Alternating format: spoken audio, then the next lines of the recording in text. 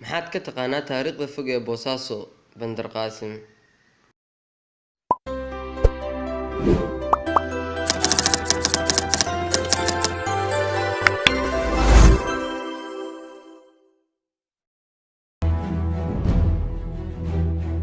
taariikh ahaan halkan waxaa markii ugu horeysay inta la xasuusto degay nin ganacsada ahaa oo la oran jiray Qaasim.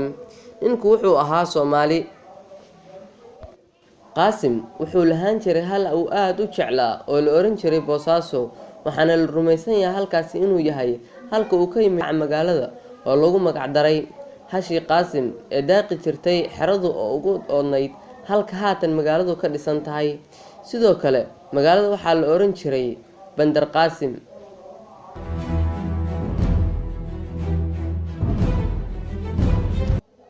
oo la macno ah goobtii ama bandarkii Qaasim.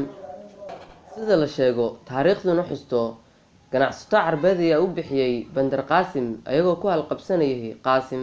Boosaaso waxay dhisantay burburkii dowladii dhexe kadib, waxayna martigelisay dadkii ka soo qaxay koonfurta iyo galbeedka Soomaalida, waxaana xusid mudan inay dadkaasi si diiran u soo dhaweeyeen dadkii soo qaxay si ku jirto Soomaalinimo.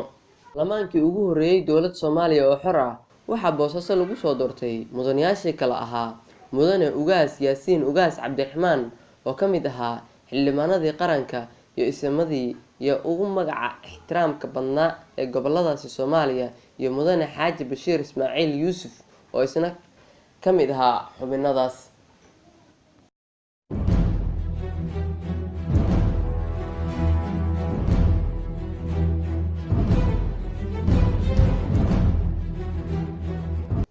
Boosaaso oo ah magaalo madaxda gobolka Bari lana aasaasay qarnigii 14aad, waxay ka kooban tahay 16 xaafadood. qaar ka mid ah Raxiis, Biyo Kulule, Rafya Raaxo, New Boosaaso, Ridwaan iyo kuwo kaloo fara badan.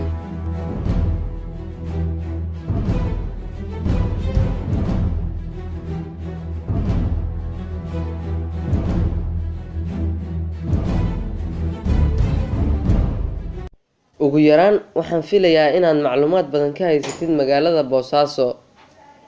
waa naga intaa.